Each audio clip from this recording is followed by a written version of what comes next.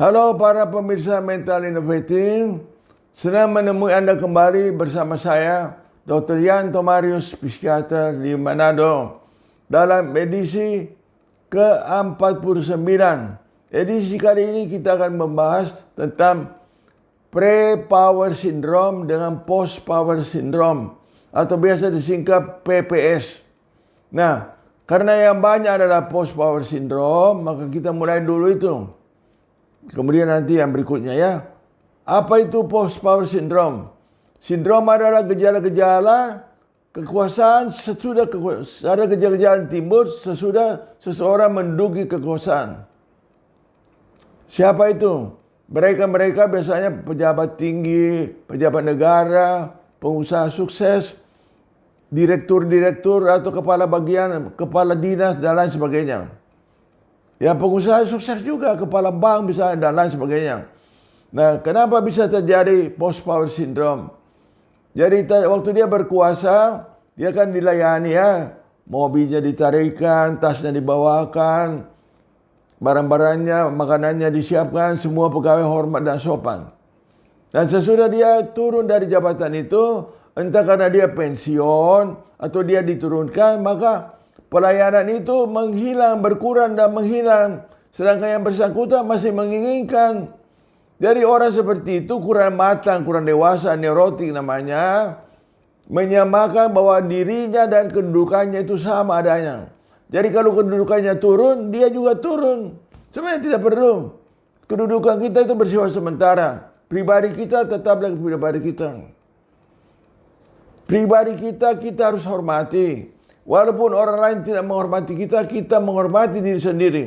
Kalau kita sendiri kurang menghargai diri kita sendiri, bagaimana orang lain mau menghargai kita? Jadi orang PPS itu mempunyai pribadi yang rentan. Gejala-gejala yang bisa timbul. Gejala fisik dan mental. Gejala fisik ya mulai kurang tidur, sakit kepala, mual, muntah, dan lain-lain sebagainya. Banyak mengeluh, cepat capek, minta dipijit dan lain sebagainya. Gejala-gejala psikologis, gejala-gejala emosional. Ya dia mudah tersinggung, mudah marah, mudah curiga, buruk sangka, dan lain sebagainya. Nah, ini acap kali bukan dialami oleh yang bersangkutan saja. Istri pun terlibat. Istri tadinya pejabat tinggi, dilayani seperti juga bapaknya. Ada istrinya malah yang menderita, suaminya tidak. Akibatnya bermacam-macam. Bisa sampai yang paling banyak adalah cemas dan depresi. Anxiety, depressive disorders. Sampai yang berat bisa sampai senewen, sampai bisa gangguan jiwa berat ya. Dengan tendensi mau bunuh diri dia itu. Jadi bayangkan orang yang haus kekuasaan itu bagaimana keadaannya. Itulah yang disebut post-power syndrome. Gejala-gejala pasca kuasa. Sekarang gejala-gejala sebelum berkuasa.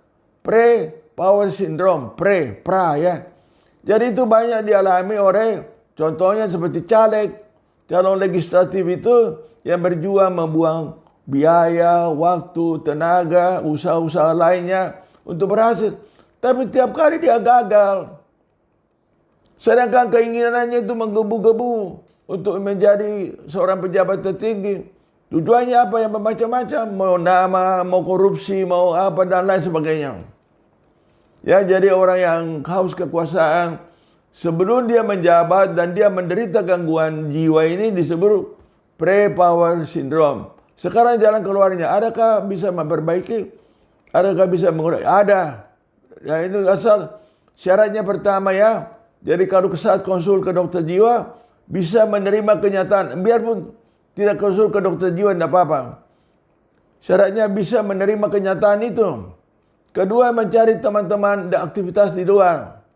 Aktivitas pergaulan sesama orang yang sudah pensiun atau sesama yang menderita itu. Ketiga, mencari aktivitas lain.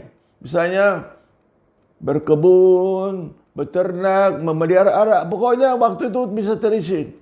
Atau yang mampu ya bisa jalan-jalan ke luar negeri, jalan-jalan kemana-mana saja. Dan tentu diberikan sedikit obat dari dokter jiwa, anti cemas, anti depresi. Karena umumnya dua hal itu saja yang terjadi. Saya kira demikianlah saudara-saudara. Yang singkat ini, sampai jumpa di edisi 50. Sampai jumpa. Sekian dan terima kasih. Semoga bermanfaat.